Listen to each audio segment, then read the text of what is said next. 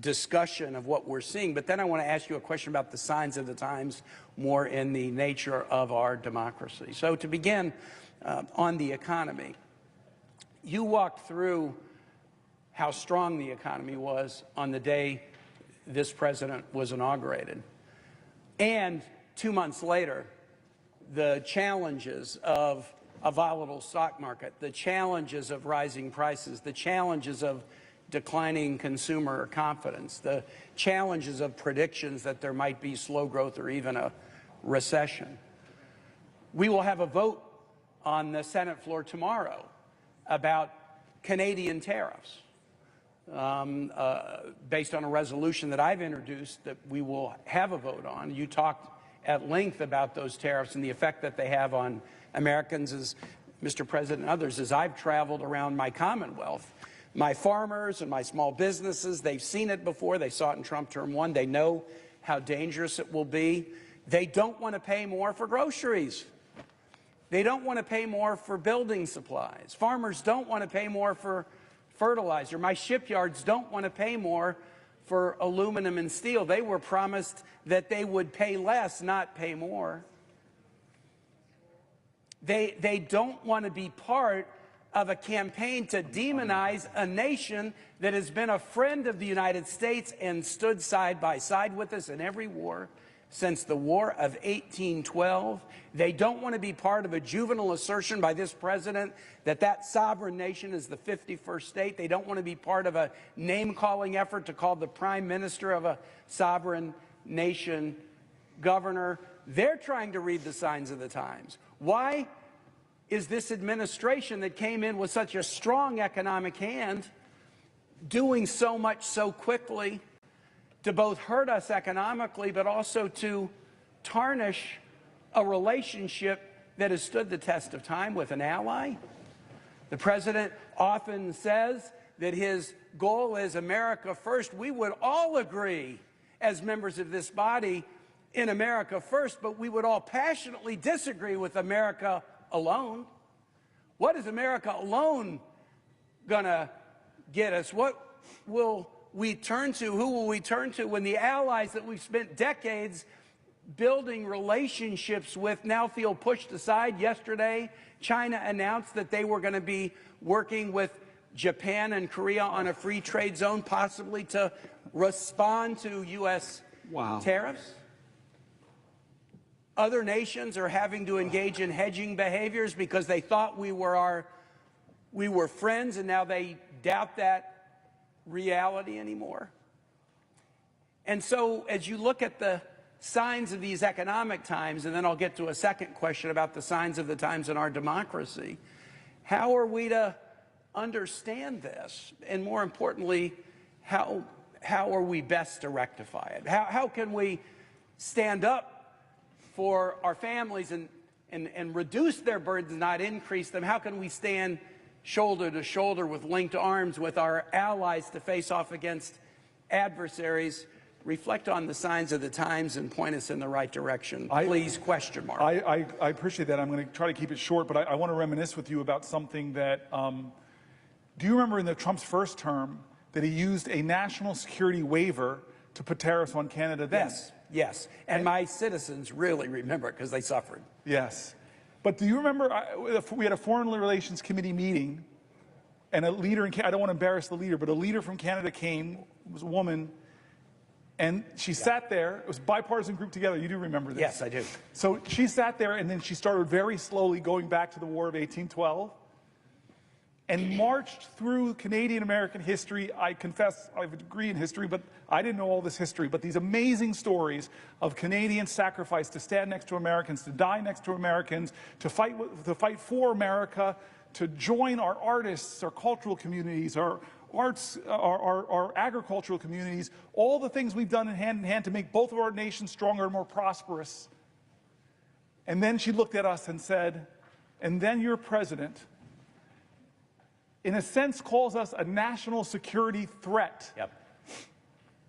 And you all put tariffs on us. And I remember the quiet, the silence around that committee table. I felt like, whoa, this is such an ally, such a friend, such a consistent ally of us throughout the hardest, difficult times of history, never left our side, that her litany was so admirable. And then she looks at us, a national security waiver to put hardships on our economy, national security waiver to put tariffs on. And they hurt Americans, and they embarrassingly hurt our northern neighbor. But I thought that was bad enough. Mm-hmm. And now, what kind of bully are you? What kind of mean spirit? Do you look at your northern neighbor and say, I'm going to call you governor, not with the title you earned by the people that put you in that office? It is the worst kind of behavior, and nobody calls it out.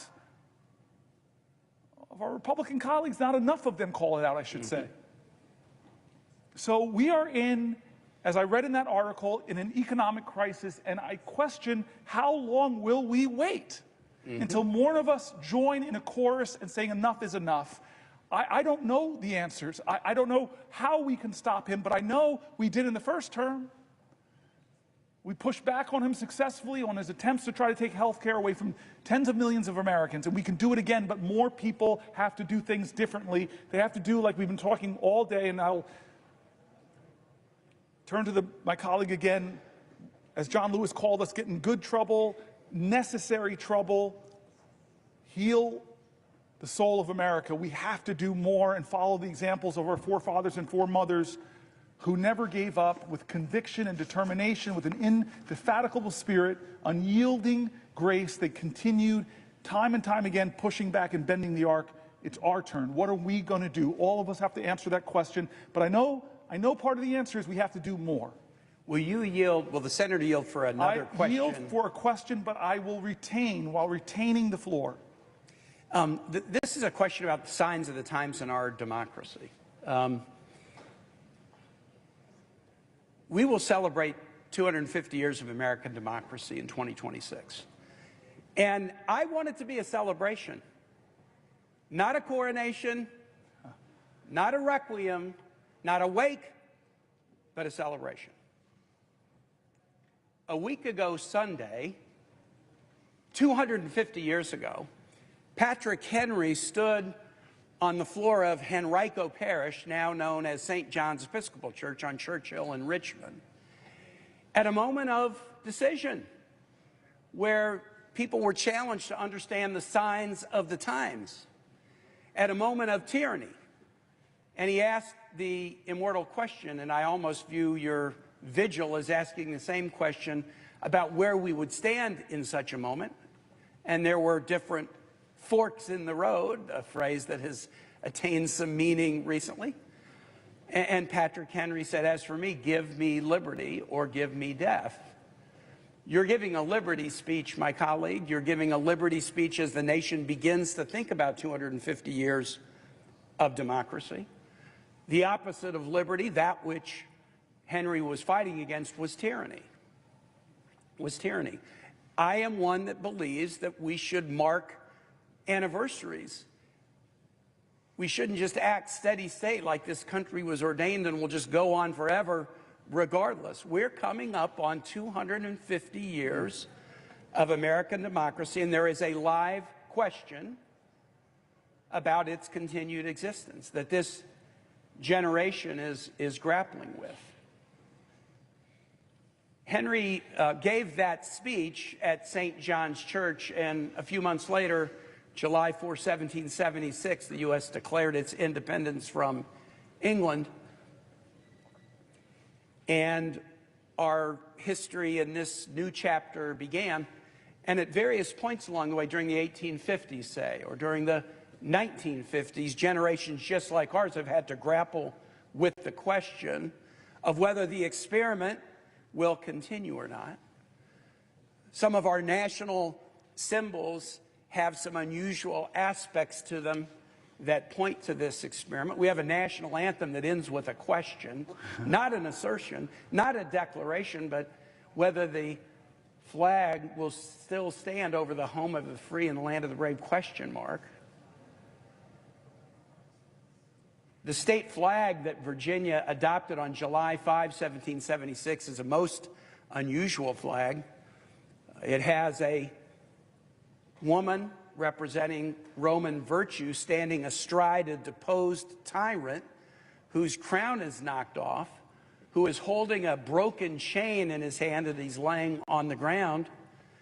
It's one of only 6 state flags with a woman on it. It's the only state flag that features toplessness, which occasionally creates some raciness in schools as students ask about it. But it's also the flag with the most unique state motto of any state. All states have mottos. 49 states' mottos are positive. Hope, Eureka, Excelsior, Onward and Upward, Ad Astra per Aspera. Michigan's has the most unusual positive motto. In Latin, if you seek a pleasant peninsula, look around you. Well, I wasn't looking for a peninsula, but I'd rather it be pleasant than not. Virginia's is the only flag and the only state with a motto that's not positive. It's a rebuke. Sic semper tyrannis. Thus be it always, thus be it ever to tyrants. George Wythe, Thomas Jefferson's teacher, was in charge of designing the flag and chose that as the motto. Think about the verb tense, right? It's the only one that's a rebuke, and it has stayed on our state seal and state flag since July 5, 1776. Many state flags have been changed in the last 20 years. Utah's changed, Minnesota's changed, Mississippi's changed, Georgia's changed. Virginia has essentially not changed since 1776. Neither the figure of virtue standing astride a deposed monarch or the motto sic semper tyrannis, again the verb tense, semper, always, ever. It's not in the current tense, no tyrants are down with tyrants. It's in the future tense, thus be it always to tyrants, thus be it ever to tyrants. The Virginia flag that we pass by in Virginia every day without thinking about it, it's in every school we pass it by. It asks us 2 questions 250 years later. Do we retain the ability to recognize tyranny? Do we retain the virtue to defeat it? Can we recognize tyranny? Can we retain the virtue to defeat it? My friend, you are standing on the floor in the tradition of Patrick Henry 250 years later. You're raising a question about liberty and our fidelity to it. And so my question to you would be, what gives you hope that the answer we will give to these questions as Americans, as those commemorating a quarter millennium of American democracy, what gives you confidence that we will answer these questions in a way that will honor those who came before us? I want to answer that question. I want to first say that Hakeem Jeffries is here. And now I'm worried because 2 Brooklynites are shaking hands. And I confess, when I had the floor and Schumer was, for the only time in my life, I could deny him the right to speak on the Senate floor, I confess to my friend, who's part of the X generation, hip-hop generation, my brother who is part of this transition in American history, from the greatest generation to the baby boomers, from the baby boomers now, we're seeing leaders emerge that are X-geners, millennials, and he represents so much of the best of the future. I want to, this question's so good, okay, because you didn't honor your commitment to me and talk about your book. But I just want to say that I insulted Brooklyn for stealing my nets. I told the leader, I abused my power to retain the floor, and I told the leader that there's only one football team in New York, the Buffalo Bills. The other 2 are from New Jersey. I should have reminded the leader that the chairman of the board, who sings New York, New York, is actually from New Jersey. I could go on with this litany, but I do want to get back to your very serious question about tyranny. I think many of us have read books like On Tyranny, and we're doing a lot. We're reading articles of people are talking about the fears that they have about this document. And you and I have had serious conversations over the last 72 days of Donald Trump's presidency. How much of the encroachments, I would say encroachment is a gentle word, of the separation of powers is happening. We're watching justices or judges, from Republican appointees to Democratic appointees, trying to stop him from doing things. Which one of our great Bill of Rights amendments, from freedom of the press He is doing things to the press that, in my opinion, are bullying them, breaking with traditions that presidents have done in the past, trying to create press corps like Putin or Erdogan have, where they only let people in the room who will give obsequious supplications, often for the dear leader. What about the freedom of speech? You and I both know the reprehensible speech is protected. Disappearing people for what they said. Scalia talked very clearly about having rights even when you're in the country. One of the most conservative justices said, you have rights. We're seeing him invoke emergencies. You've been the leader in our caucus talking about the absurdity of these emergencies he's doing, and you've tried to rally this body to say, don't let this happen. You've talked to me about all of these things. So what is the limit of tyranny? Well, you and I, and we talked about this with your book, I'm trying to get back there. I told you once when Skip Gates did my history that he traced my history back to Virginia. I try to show you that I have more Virginia legitimacy because my roots go back to 1640 in your state.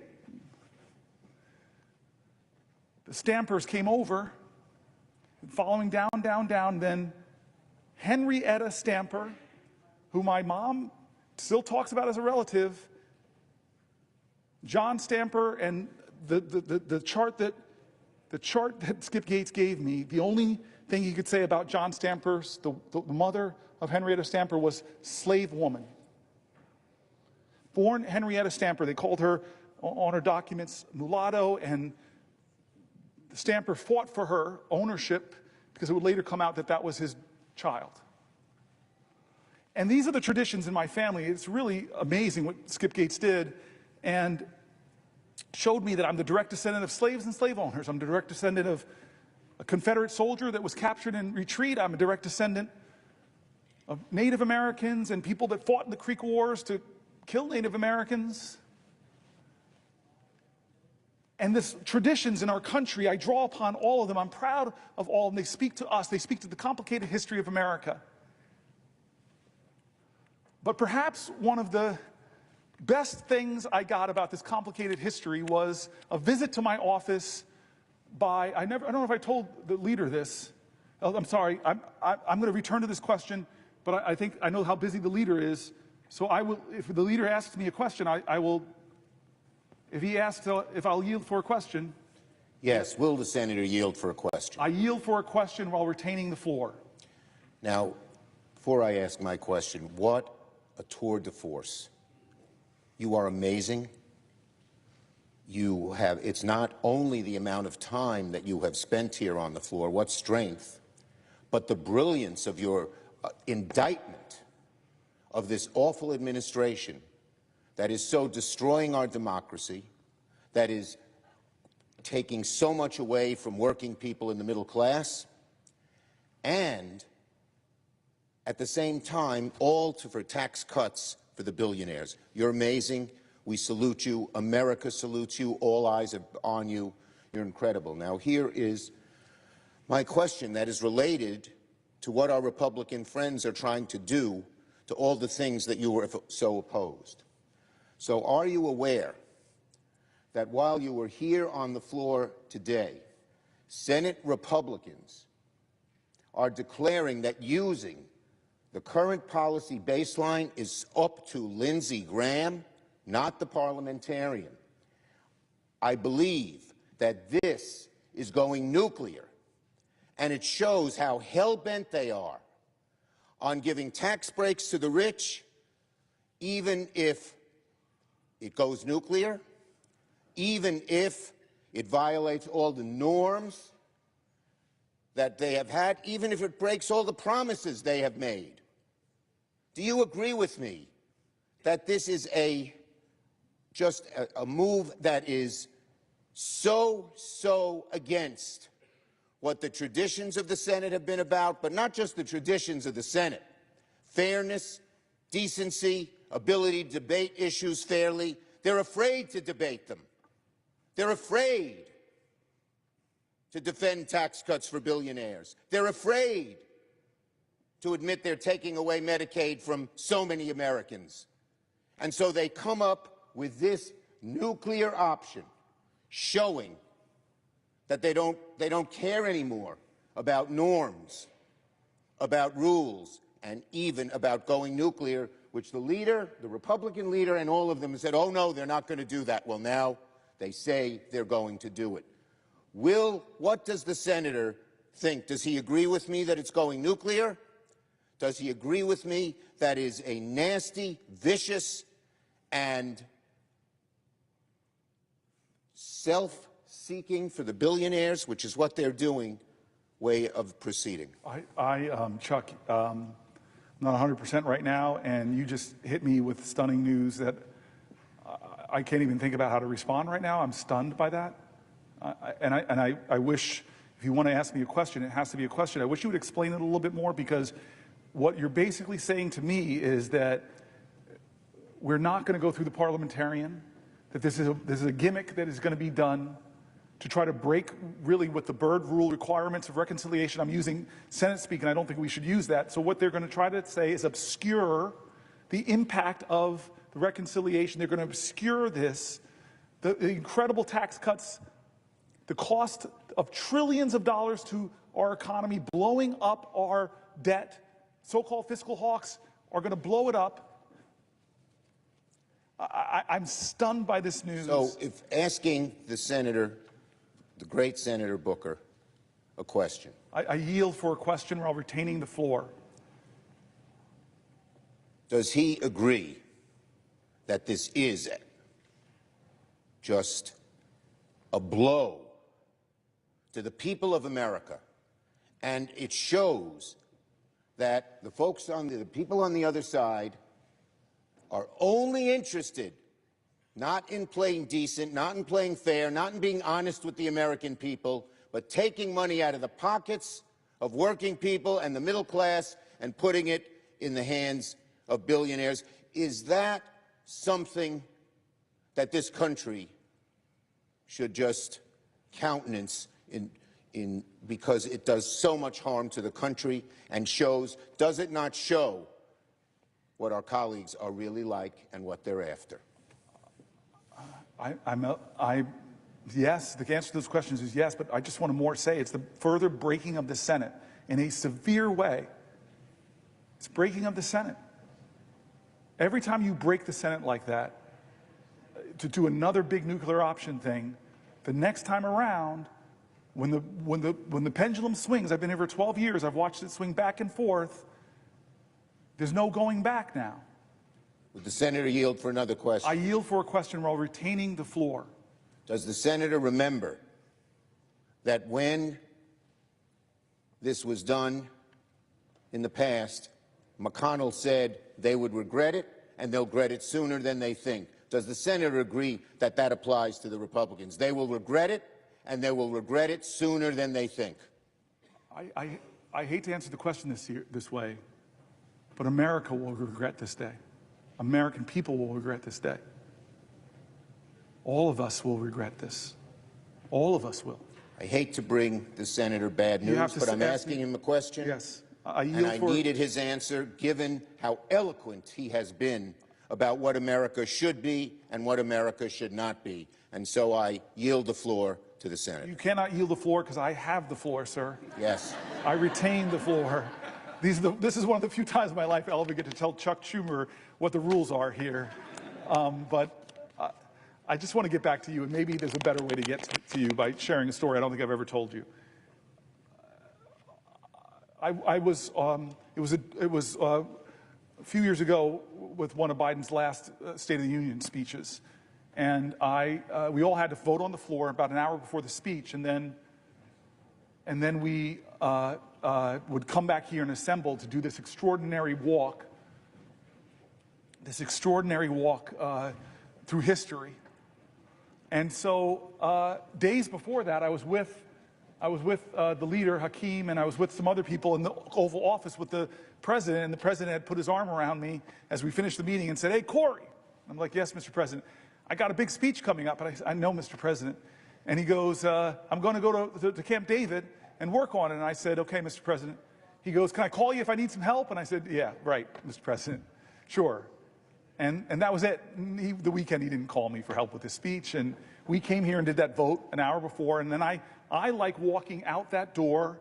And many people know this. I like going, if I can, I go straight out the next doors onto the steps. I love those steps.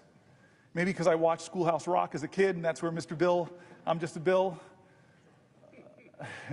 And so I pause sometimes there and just feel this sense of gratitude, and the Supreme Court right in front of me, the Library of Congress, and stand in the right place, see the gold dome behind you. And as I'm standing there in that moment, an hour before we have to hustle back here, my phone rings. I answer my phone, and it begins with what I think is one of the top stupidest questions in America. You've gotten this question. I think you would agree with me. You're not the kind of guy that uses words like, hey, this is stupid, but this is stupid. The thing I heard, the stupid question, this is the White House operator. Will you hold for the President of the United States? Who says no to that question? And as one does when they get a call from the President of the United States. And so I say, yeah, I will hold. I'm no, wait a minute, I'm washing my hair, you know. I say, yes, of course. And next thing you know, it's Joe Biden. And he goes, Cory. And I go, Mr. President. He goes, I'm struggling with my speech. And at that point, I know you weren't this kind of student in college, but all my guilt from my college days of waiting to the last minute to finish the paper were gone. The President of the United States is waiting to the last minute to finish his speech. Heck, I feel good. And so he goes, Cory, can I read you a section of the speech? And he read me a section of the speech where I have a lot of policy depth, and I couldn't believe it. The President of the United States, hour before his speech, rehearsing a part of the speech, and then he asks me that immortal question. You're a married man. You have to give me good advice on how to answer this question when your spouse looks at you and says, how do I look?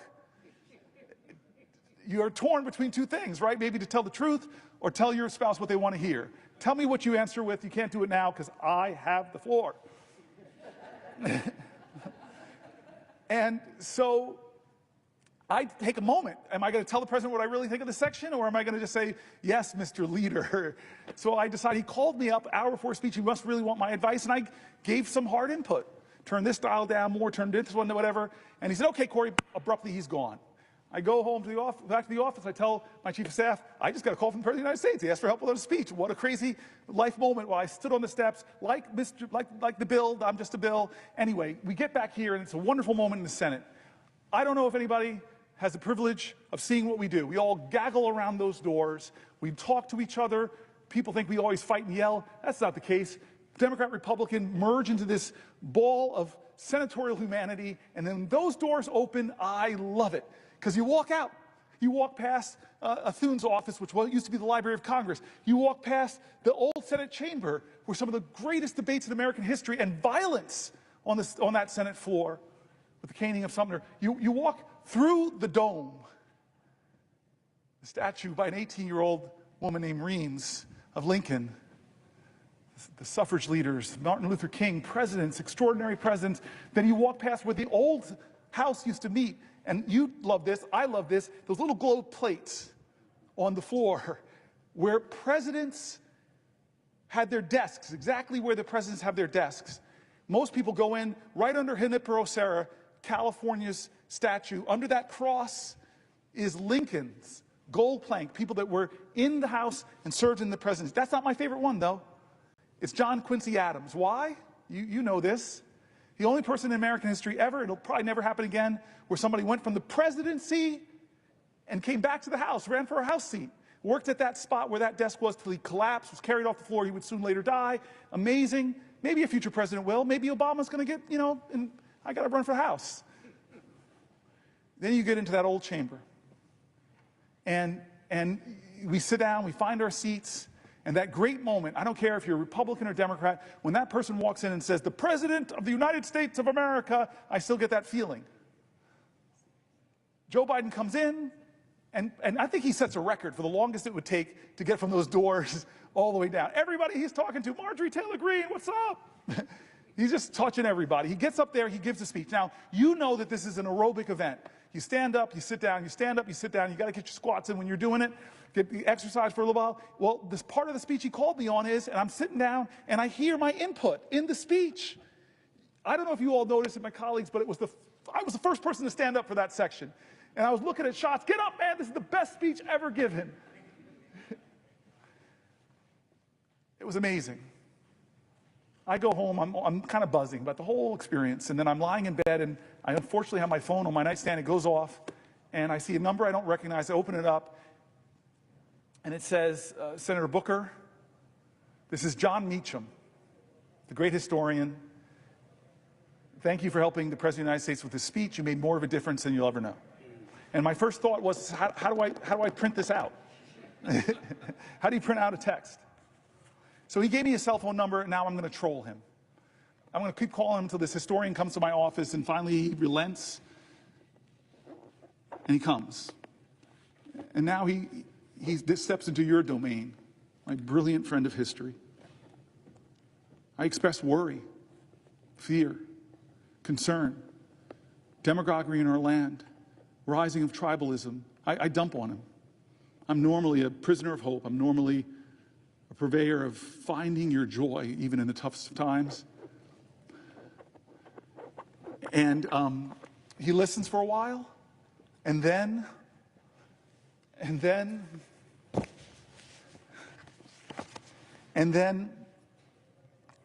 he looks at me and says, Cory, there's nothing about this time that is unprecedented. It's all precedented. You want to talk about demagoguery? And he goes through every generation of Americans having extraordinary demagogues. I read Margaret Chase Smith's incredible speech on this floor against the demagogue and the demagoguery within our own party. He talks about the #1 radio show in all of America. The majority of Americans listen to his anti-Semitic screeds. Father Coughlin. He went through them all. And he said, you want to think worry? He said that there was an American general in the Depression. He said his name, I'm forgetting it now, I'm not at my best, and said that this guy was calling for a military takeover of our democracy. You want to talk about authoritarianism? He talked about a senator here on the left, Huey Long, who was calling for the people to storm the Capitol. He went through this all, and he said every single time Nazis in Manhattan at Madison Square Garden. I couldn't believe it. It was unbelievable. I wish people were there listening to this guy as he went through all these times when America was at a crossroads, when we came upon a moral moment.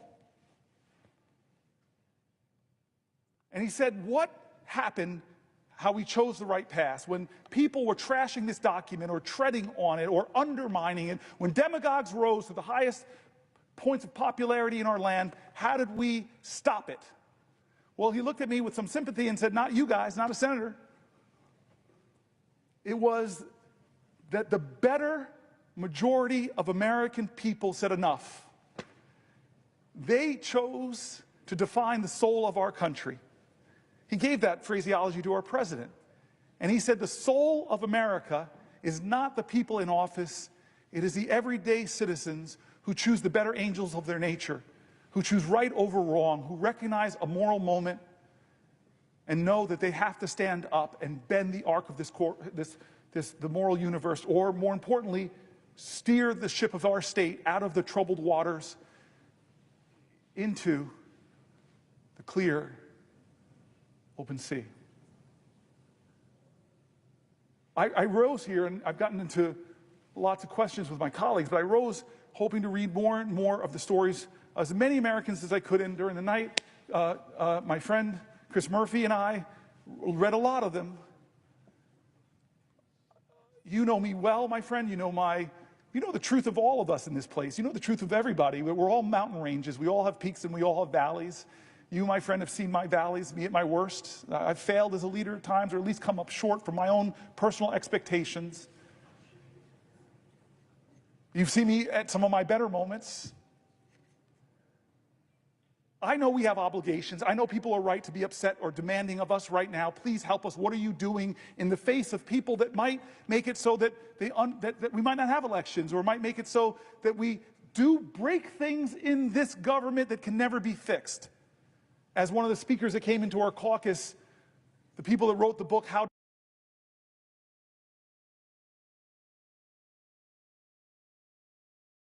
don't necessarily die from external threats. They die from internal corruption.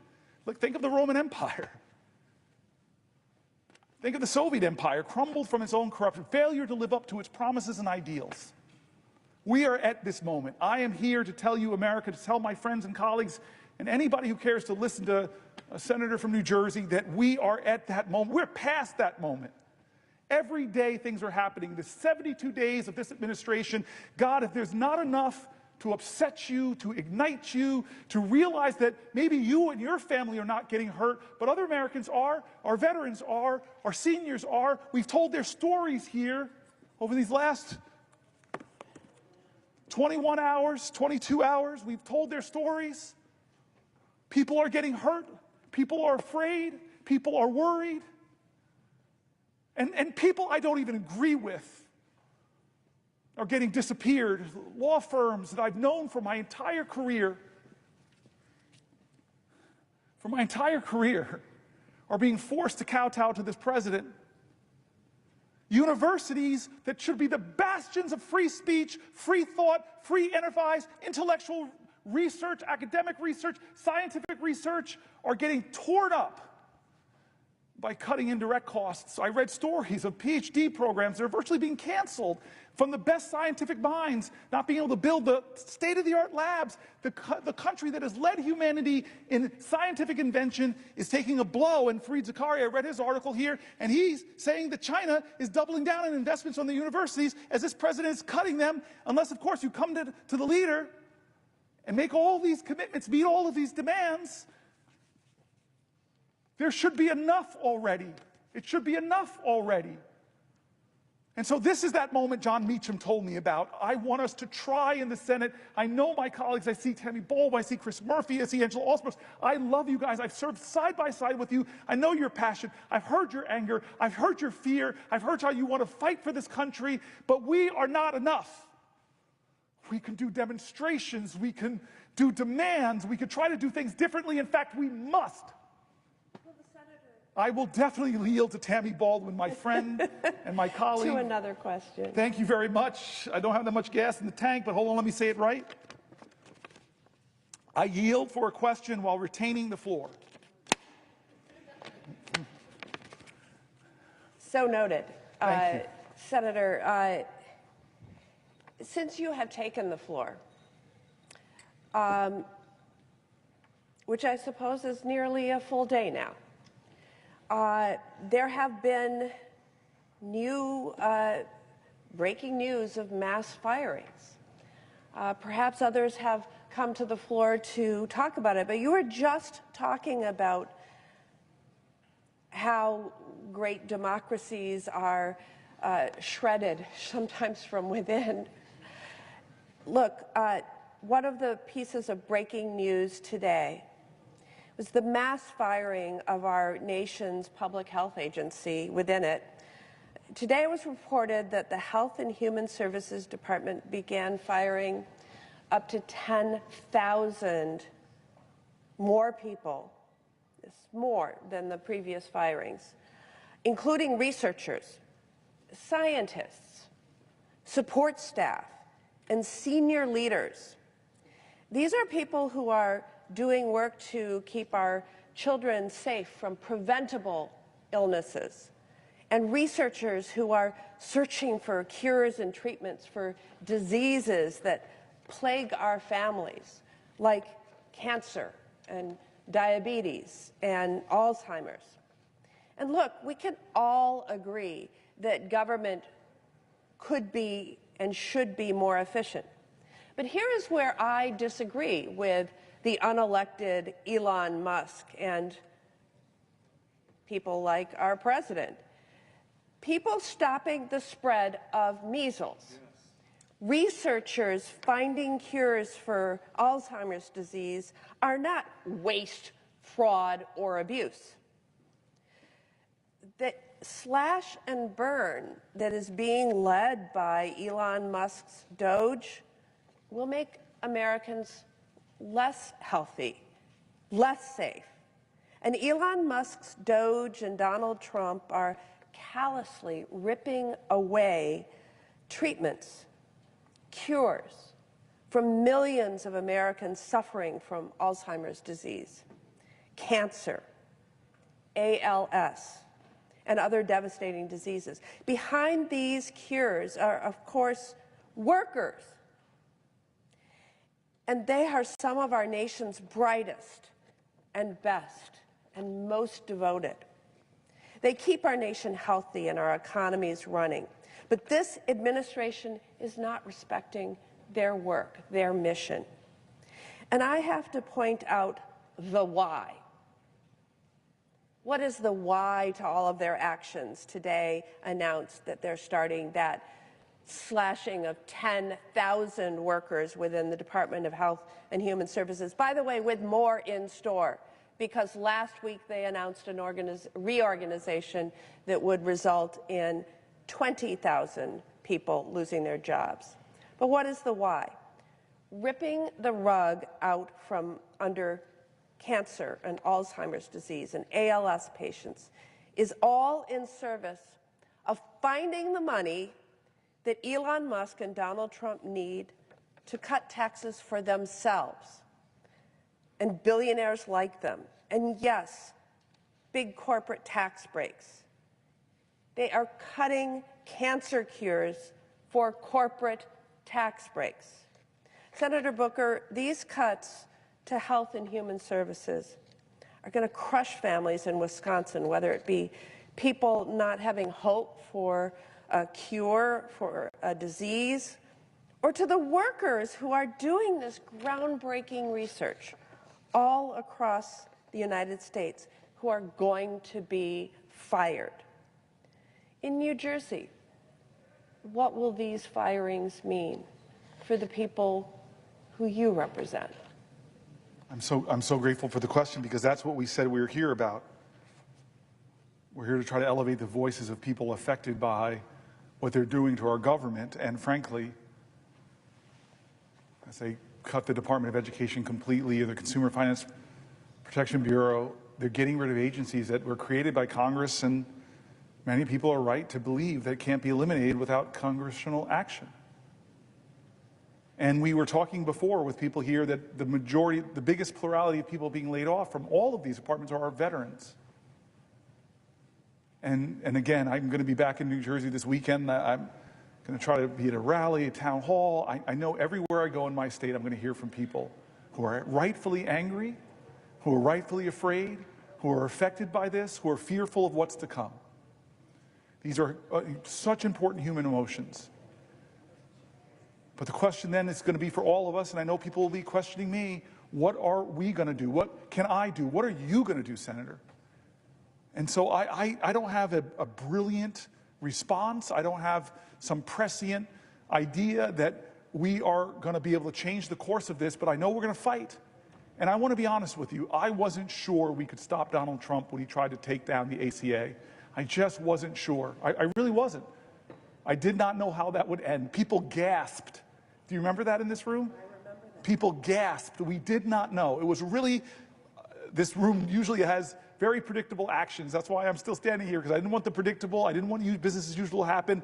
It's rare that we have unpredictability on this floor. It's usually finely orchestrated. You and I both know this, but that day, no one expected that, or at least wasn't sure. It was drama. It was a moment, and we won. And I want to tell you this, I said this earlier, when I say we won, I don't think there's one senator here and the 99 others that convinced John McCain of his vote. I know who did, though, Arizonans who stood up, who spoke up, and demanded more from their leadership, not to hurt people, not to hurt folks who needed that health care, not to hurt folks with pre-existing conditions, not to hurt children. So I am one of these people who wants to learn from our history. I want to stand here today and tell you I'm going to do everything I can. I'm willing to go to some lengths.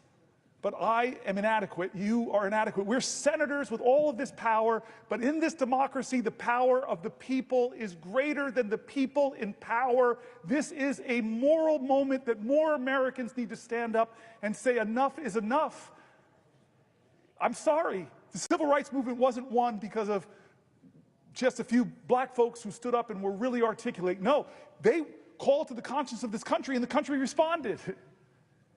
And it was a rainbow coalition that said, this ain't who we are in America.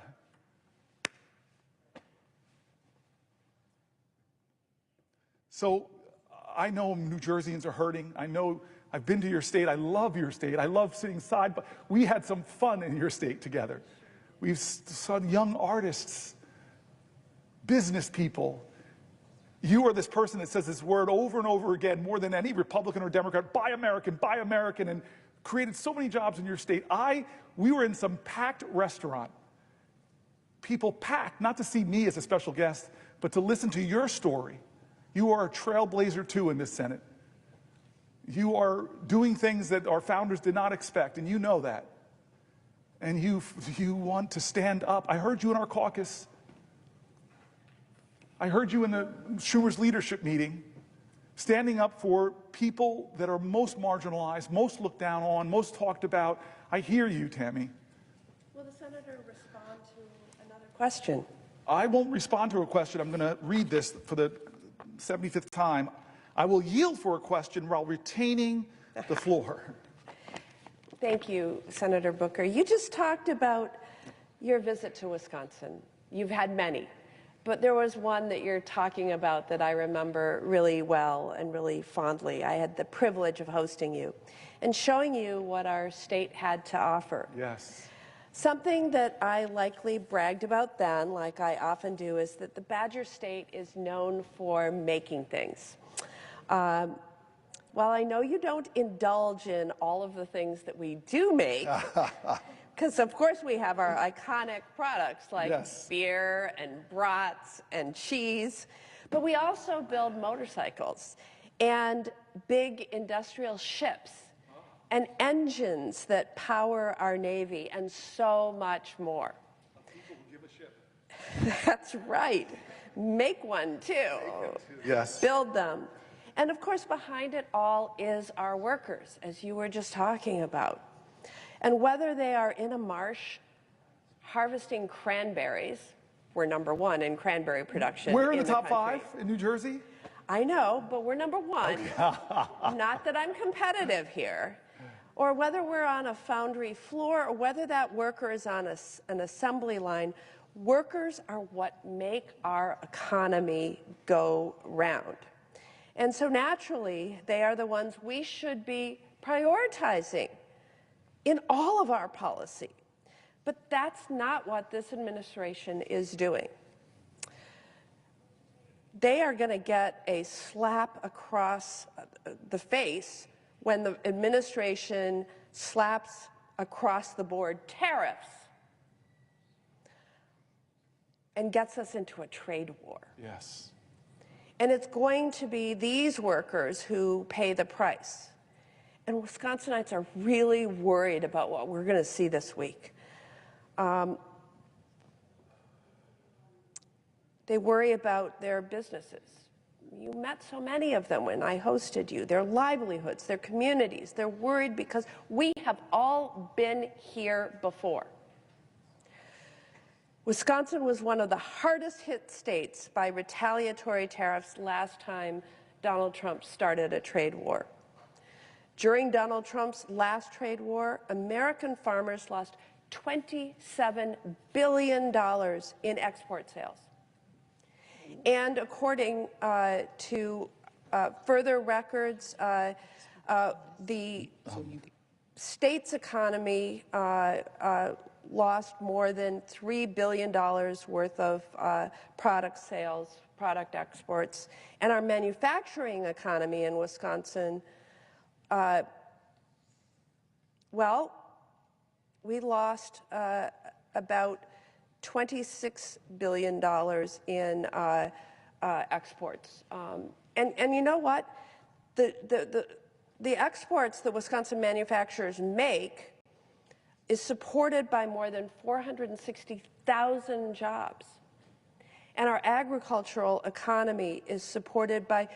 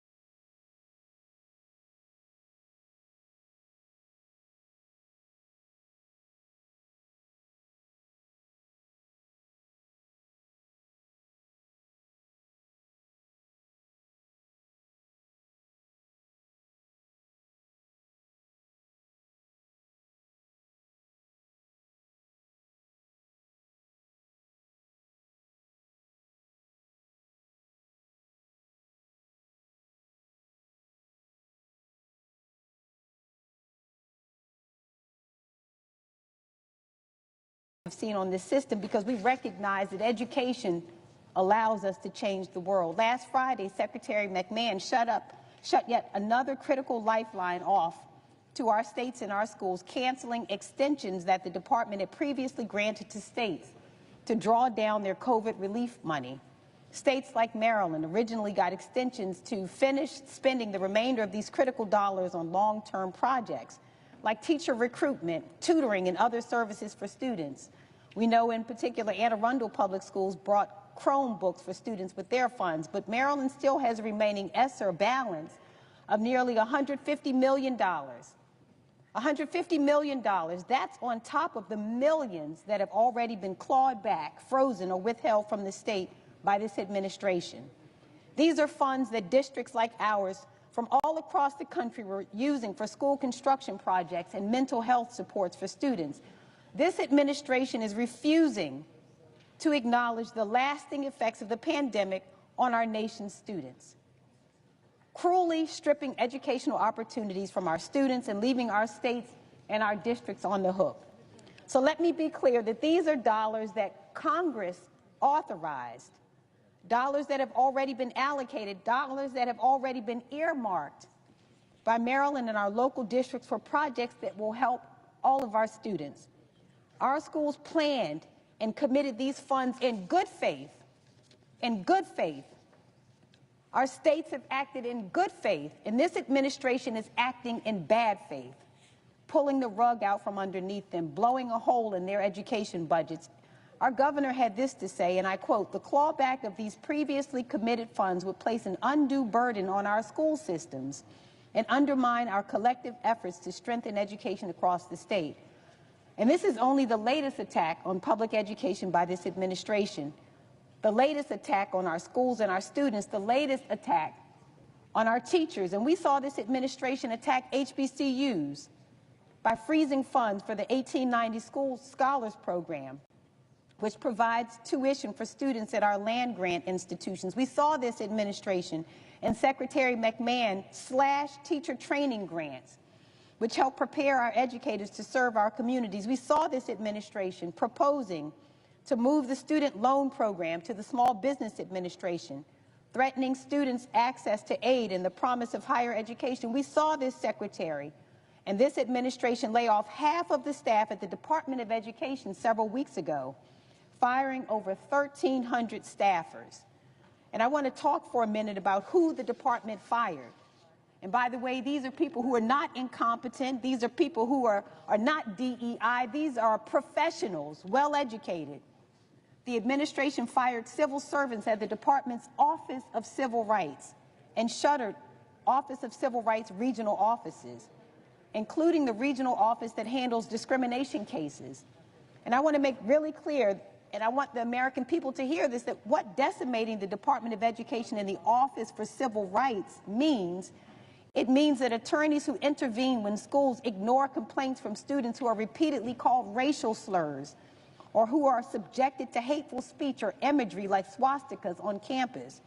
It provides the technical assistance that schools need to train staff on anti-harassment practices, combat harmful behaviors, and build welcoming environments. And it holds K-12 schools and colleges that fail to keep students safe accountable. It ensures that families have recourse if their child with a disability is not being served appropriately by their district, that if a child is not getting the speech therapy or other services outlined in their individualized education program, that they will have an advocate to help them.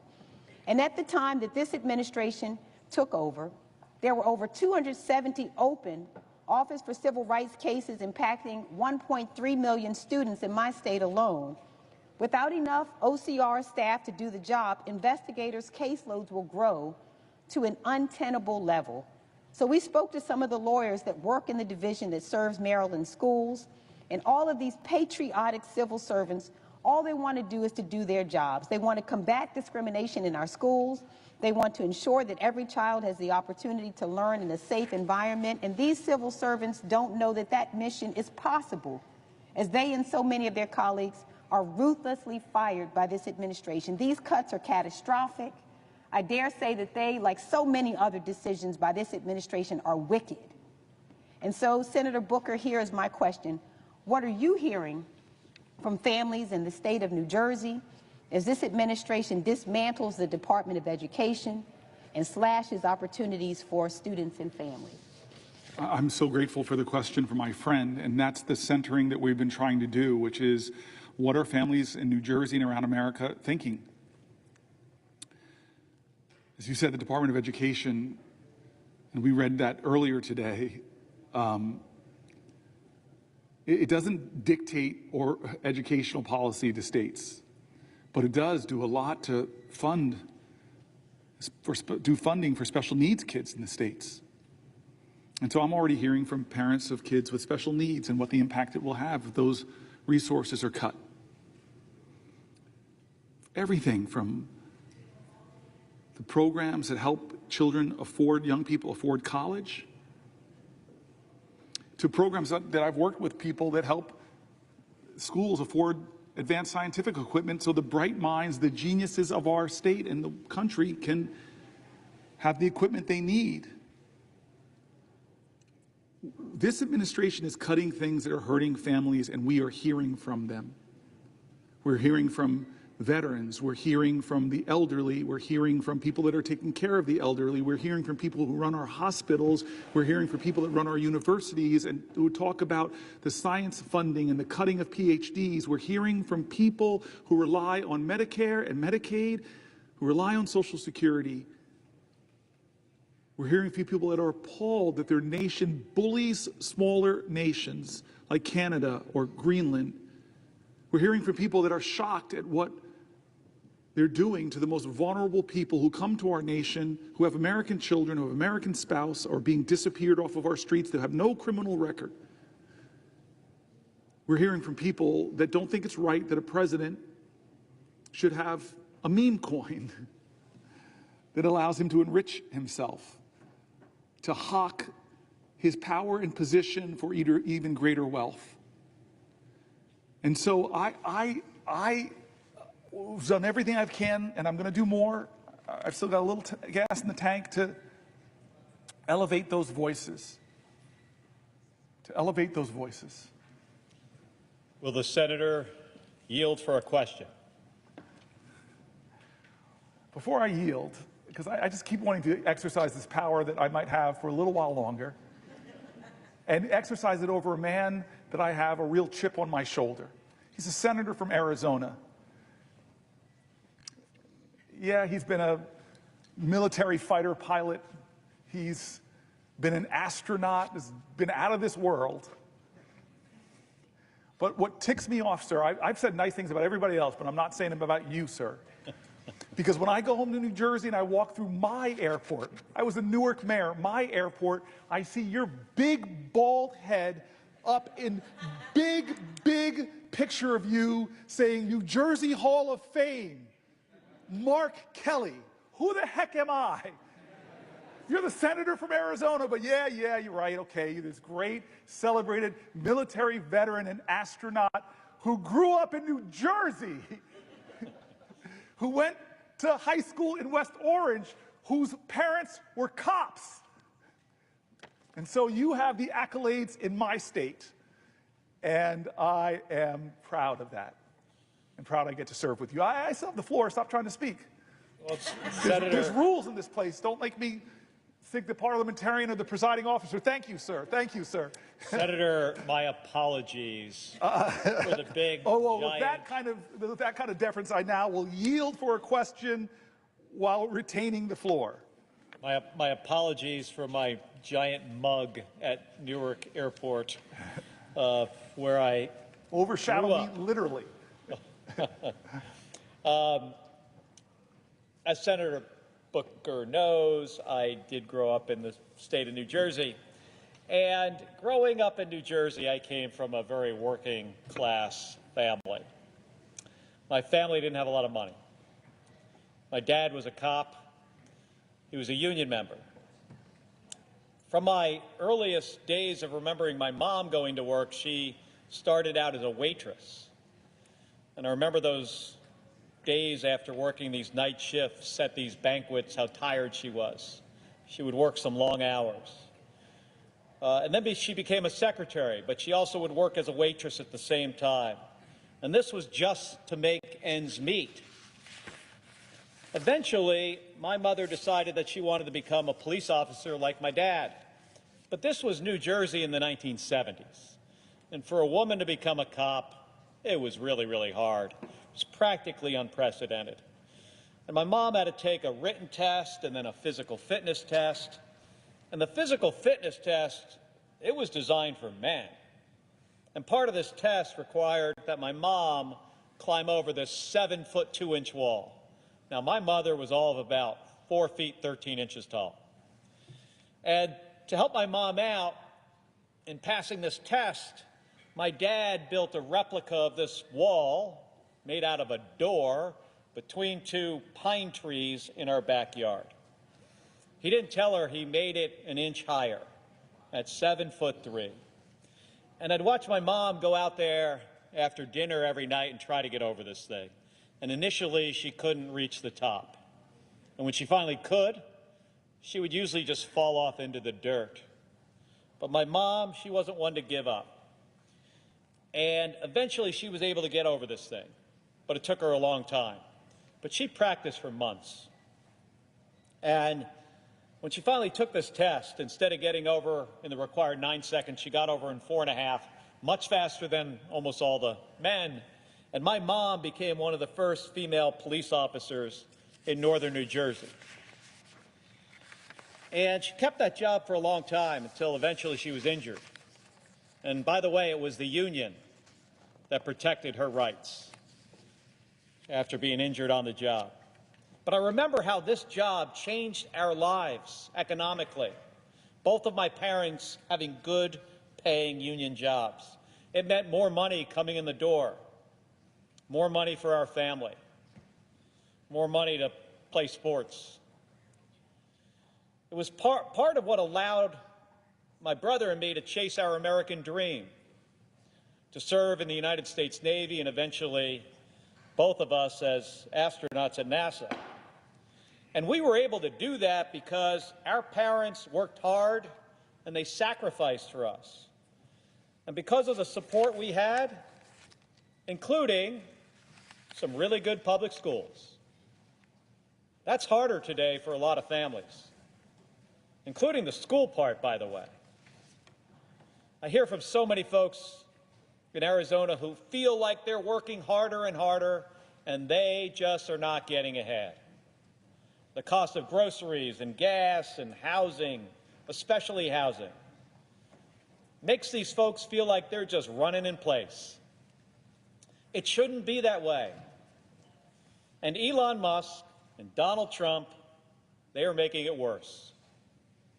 Trump's tariffs are going to jack up prices on nearly everything that families rely on. Groceries, rent, cars, housing. They're even trying to do away with the Department of Education. Now, how is that going to help kids get a good education?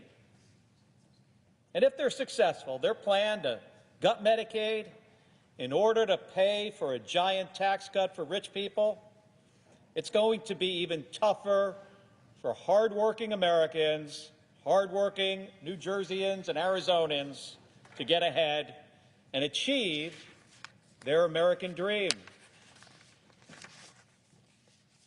So as a fellow kid from New Jersey, man, I never expected that tax cuts for rich people would potentially kill the American dream of kids all over this country. But it could. And as a kid, you, Senator Booker, growing up in New Jersey, I'm interested to hear what was your American dream and why would these giant tax cuts make that kind of dream harder?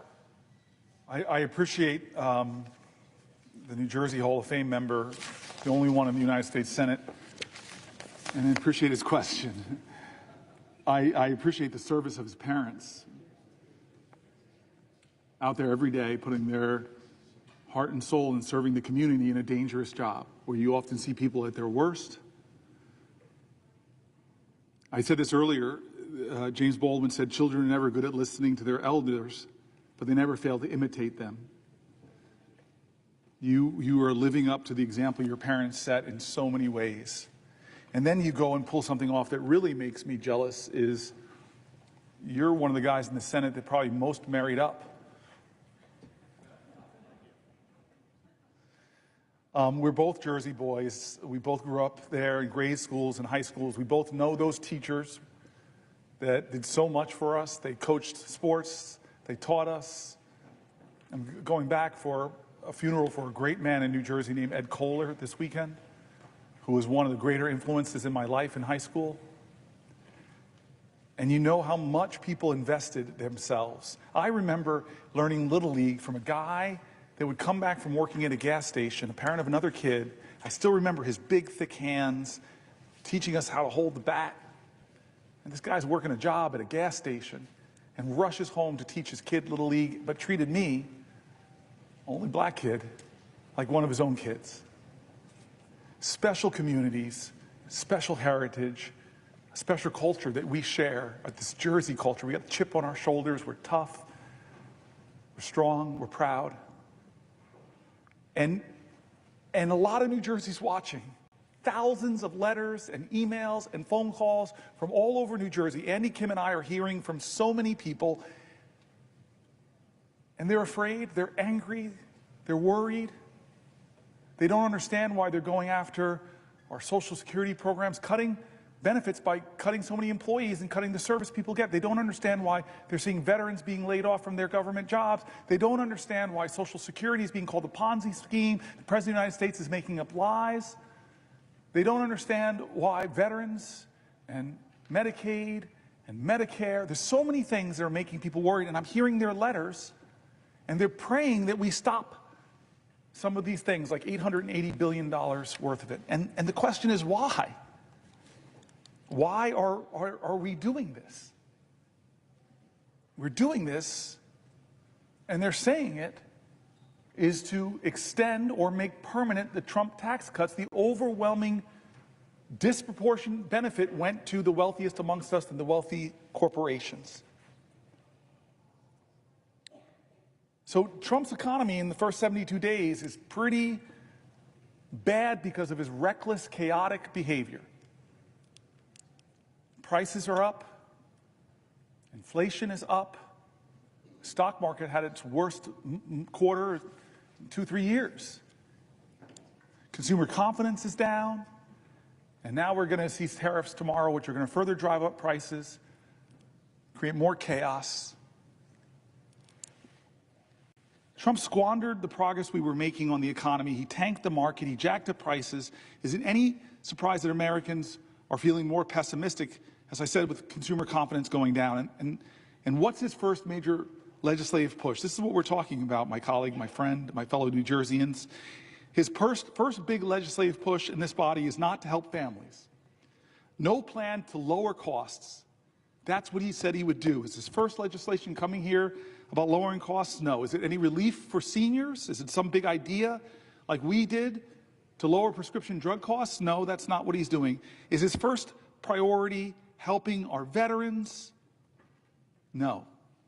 What is his first priority? As I said, it's extending the 2017 Trump tax cuts, a multi-trillion-dollar giveaway that slashed corporate taxes and overwhelmingly benefited the wealthy and left the middle class with crumbs, relative crumbs. He and his allies promised that the benefits would trickle down to workers. That was what we heard. It would pay for itself, it was said. But in 2022, the Fed and the Joint Committee on Taxation confirmed the truth. 90% of workers, 90% of folk in our states saw no benefit. Now Trump and his GOP allies want to double down with even bigger tax cuts that will increase the deficit by over $4.5 trillion, the majority of which would go to the wealthiest people. Let me read what the Center on Budget and Policy Priorities and how they describe the plan. Here's a quote of their writings. Following a presidential campaign in which Donald Trump promised to improve the economic circumstances of working families, House Republicans are instead pushing to extend all expiring provisions of the costly 2017 tax law, which are heavily skewed to people with the highest incomes, and add new tax cuts on top of that. The Republican-controlled House passed a budget resolution on February 25th authorizing the $4.5 trillion in tax cuts through 2034 and called on committees to partially offset the cost with true $2 trillion in cuts. Are they cuts to the wealthiest? No. These cuts will inevitably hit programs such as Medicaid and SNAP, which help millions of families afford essential needs. Extending the inspiring tax cuts for individuals and large estates would double down on the flaws in the 2017 law by, one, giving benefits, the biggest benefits to the wealthy. Households with income in the top 5% who have incomes over $320,000 would receive roughly half of the benefits. So millionaires above that, billionaires, all together, they would receive roughly half of the benefits. Ballooning the deficit, along with the 2021 and 2023 tax cuts enacted under President Bush, the 2017 law, along with the 2001 and 2003 tax cuts enacted under President Bush, the 2017 law has severely eroded our nation's revenue base. The House budget would compound the damage, adding hundreds of billions of dollars to the deficit each and every year. Extending the 2017 tax cuts would cost $3.6 trillion through 2034. Failing to significantly boost economic growth, workers' earnings, and other benefits will not be seen. The trickle-down benefits that proponents claimed in the 2017 law that they said it would produce never materialized. And the law hasn't come close to paying for itself, as I heard on the Senate floor from my colleagues. They said, oh, this is going to pay for itself. Oh, this is going to pay for itself. Yet the House budget claims that extending the tax cuts would generate trillions in revenue, far more than any independent estimate. As of 2017, an alternative path is available. Congress should work towards creating a fairer federal tax system that raises more revenue from wealthy people and corporations and supports high-value investments that expand opportunity and promote more shared prosperity. During the 2017 debate, Trump administration officials and prominent proponents claimed the tax law would yield broadly shared benefits by boosting economic growth. President Trump's Council of Economic Advisors claimed the centerpiece corporate tax rate cut would very conservatively lead to a $4,000 boost in household income. What a lie. But the research to date has failed to find evidence that the gains from the corporate rate trickled down to most workers. Surprise, surprise, surprise. A study by economists from the Joint Committee on Taxation and the Federal Reserve Board found that workers below the 90th percentile of the firm's income scale, a group whose incomes were below roughly $114,000 in 2016, saw no change in earnings from the tax cut. Proponents claim that the tax cuts would pay for themselves hasn't panned out either. In fact, a study by economists from Harvard, Princeton, the University of Chicago, and the Treasury Department estimate that the law's total corporate tax cuts, the rate cut as well as full expensing for capital investments and international tax charges, reduced revenue by roughly 98 cents for every dollar of tax cuts. Reduced revenue in our country by roughly 98 cents for every dollar of tax cuts, even after accounting for increases in economic activity due to those cuts. Similarly, proponents argued the law's 20% deduction for pass-through businesses, partnerships, S-corps, and sole proprietorships would boost investment and create jobs. Then Treasury Secretary Steven Mnuchin, for example, argued that the deduction would be good for the economy and good for growth. But researchers have found no evidence that it provided any significant boost in economic activity and little evidence that it increased investment or broadly benefited workers, other than the owners themselves.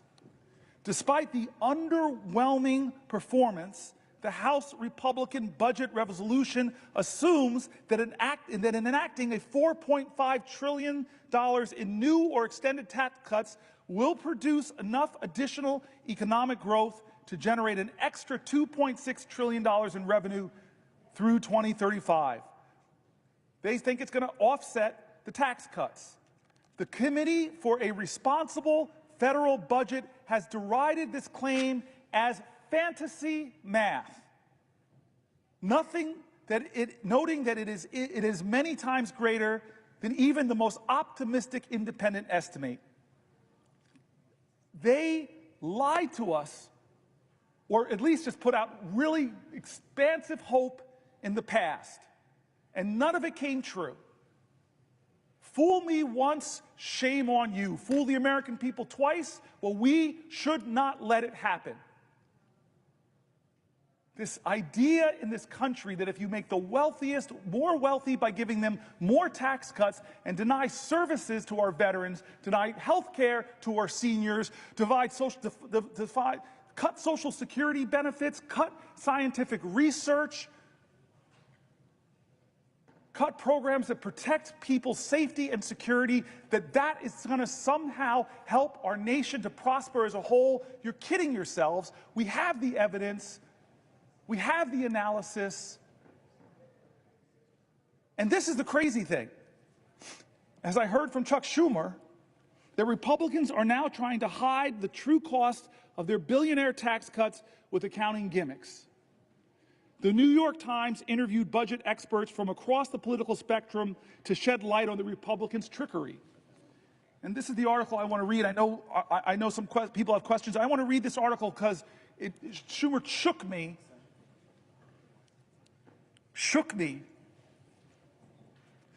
So here's the New York Times. The title of the article is "The Budget Trick the GOP Might Use to Make $4 trillion Tax Cuts Look Like They're Free." How much does a tax cut cost? It depends on what you compare it to. Republicans in Congress trying to advance a giant bill that includes $4 trillion in tax cut extensions are considering a novel strategy that would make the extension appear to be free money. The trick, budgeting with the assumption that current policies extended indefinitely into the future, even those with an expiration date like the 2017 tax cuts set to end next year, it's the difference between making the extension appear to cost $4 trillion, which is the true cost, or hiding it and say it costs nothing. Using this, quote, current policy baseline wouldn't change the bill's real effect on our deficits or debt, but it would make it easier to actually make the tax cuts lasting by sidestepping a rule governing budget reconciliation, the process Republicans are using to pass the bill. Yes, this sounds technical. That's why we've enlisted some of our Washington's top budget veterans to explain this maneuver using a metaphor. Across the ideological spectrum, nearly all of the more than 20 experts we heard from disliked changing the baseline that Chuck Schumer just came in here and said the Republicans have already decided that they're going to do it. This is outrageous. But here are the New York Times interviewed across the ideological spectrum, a whole bunch of experts from the center, from the right, from the left, and let's hear what they're saying about this gimmick. If budget reconciliation is like taking the express lanes on a highway, there's extra rules and tolls, limited stops, but it gets you where you want to go faster, using a, quote, current policy baseline for taxes is like slapping a fake license plate on your car, says Zach Moeller, director of the economic program at Third Way, which describes itself as a center-left research group. They don't like this gimmick. They think it's fakery. Here's another person using an analogy. It's like taking an expensive week-long vacation and then assuming you can spend an extra $1,000 per day forever since you are no longer staying at the plaza. That's Goldwyn, Senior Vice President and Senior Policy Director for the Committee for a Responsible Federal Budget, a nonpartisan group that tends to be hawkish on deficits. Here's another person, Jessica Riedel, Senior Fellow at the Manhattan Institute. I've worked with them in the past, a conservative research group. and the chief economist for the former Republican Senator Ron Portman of Ohio. Last year, despite being deeply in debt, I bought a $100,000 sports car. So next year, buying another $100,000 sports car is not irresponsible because I'm merely spending the same amount of money as the year before. And if I purchase only a $70,000 car, then I should be congratulated for reducing my annual spending by $30,000. A conservative think tank is basically calling this a hoax and a lie. Lying to yourself. That if I keep spending the same amount I've kept spending to drive up the costs, then I'm just doing the same thing I've done before, so it's not adding. Well, it is adding. There's no way to not call what the Republicans are trying to do a gimmick that's trying to hide the truth that they're going to add trillions of dollars to the deficits that our children, that our children's children are going to have to pay for.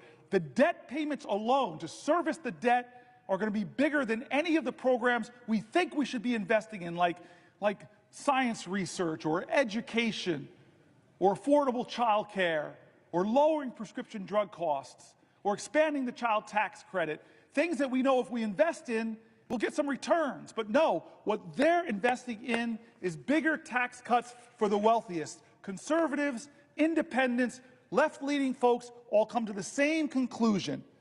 Pretending $4 trillion in tax cuts will cost nothing may not be easy math. Many Republican lawmakers who are concerned about the deficit are well aware that the bill will increase the deficit by a lot. Here's the integrity call. One Republican in the House showed his integrity. One budget hawk named Massey said, I can't vote for this stuff. I'm a budget hawk. I do not want to see increased deficits. He called it what it was. I saw him in an interview say, hey, wait a minute. By your own numbers, Republican colleagues, you're driving up the deficit by trillions of dollars, and you're making the rich richer, and you're leaving future generations more bankrupt. So this article assumes that this was all going to be decided by the Senate parliamentarian who advises legislators on chamber rules. This parliamentarian, I thought, could rule that the current policy baseline isn't allowed, forcing the Republicans to have to make a choice, overruling or replacing my friend, parliamentarian, somebody that on both sides of the aisle we respect. It's very rarely done. I've been here for 13 years. We've had the same parliamentarian. But that doesn't mean Republicans won't try, this article assumes, and I guess they did try. They found a way around the parliamentarian. They found a way around the rules of the Senate.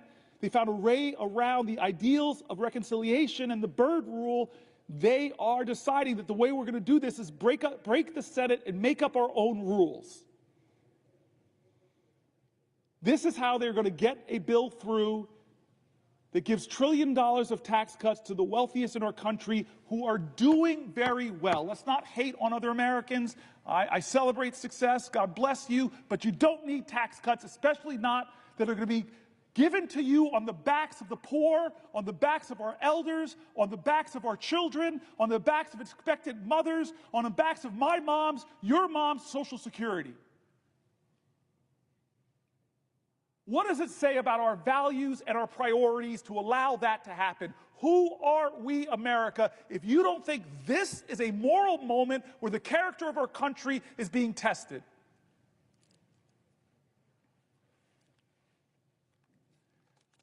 I tell you, the Senate has stopped crazy gimmicks like this before, but the persuasive power of Democratic senators probably won't be enough. We as a country, like these economists that are Republicans, that are Democrats, that are nonpartisan, who called out this budget gimmickry for what it is, when is it enough? When they came after journalists, when they came after colleges and universities, research and science, when they came after law firms who had the audacity to defend clients or to represent clients that were suing the president, who, God bless America, lost in civil courts, lost in criminal courts. When do you cross your line? We can't let this happen. It's not a right or left moment. It's a right or wrong moment. It's a moral moment in America. I've read Republican after Republican, from Republican governors to Republican mayor groups, from the Cato Institute to the Manhattan Institute to AEI, calling out this budget gimmickry for what it is, and the result will be the same: blowing up our federal deficit to stratospheric, almost unimaginable levels. This is wrong every way you look at it. And if your values are fiscal conservatism, then vote with your integrity and vote against that. If your values are a fiscal hawk and you hate deficits, well, vote against this bill because it violates you. Don't make up some fantasy that this is going to pay for itself. The 2017 tax cuts didn't. And you're going to extend them and say, well, it's going to happen this time. Oh, don't worry about it. It's going to happen this time. No, it's not.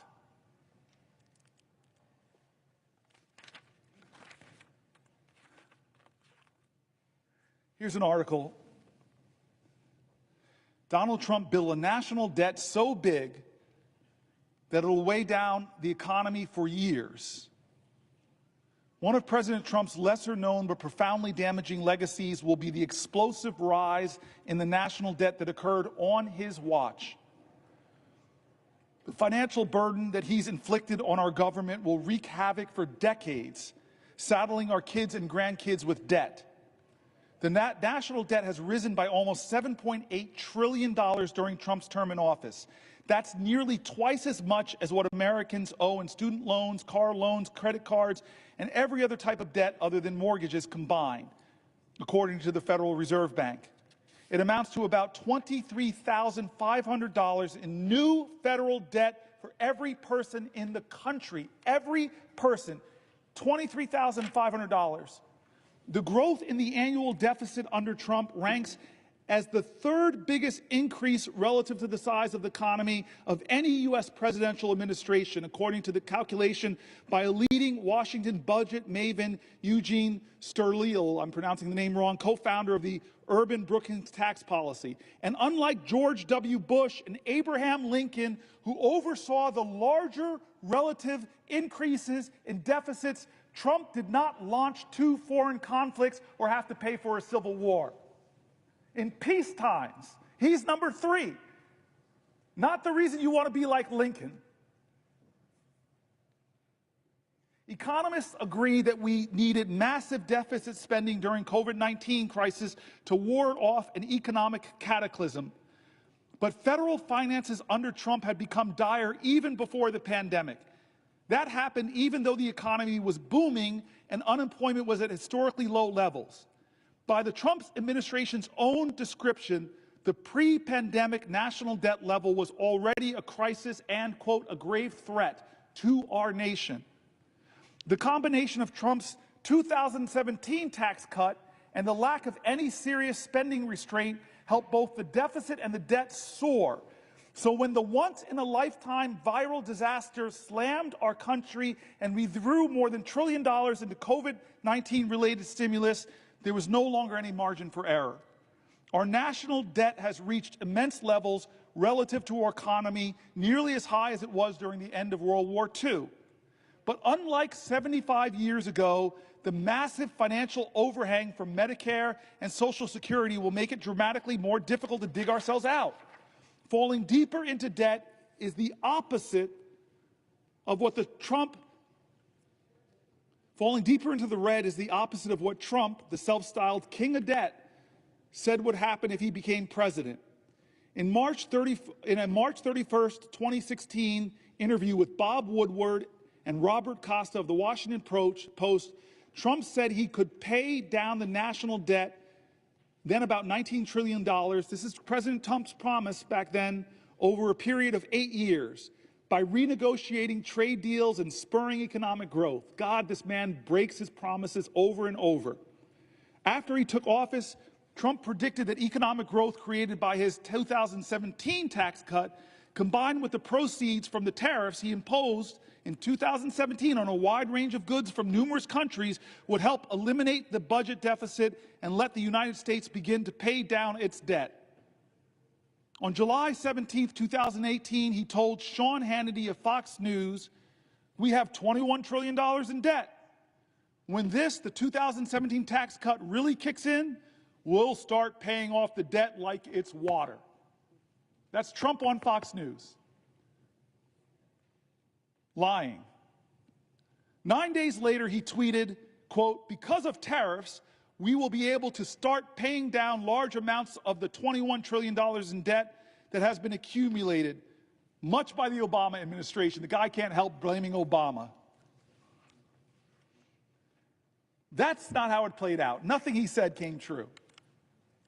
When Trump took office in January of 2017, the nonpartisan Congressional Budget Office was projecting that the federal deficit would be 2% to 3% of our gross domestic product during Trump's term. Instead, the deficit reached nearly 4% of gross domestic product in 2018 and 4.6% in 2019.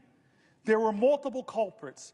Trump's tax cuts, especially the sharp reduction in the corporate tax rate to 21% from 35%. Again, I was here, a lot of my colleagues were here.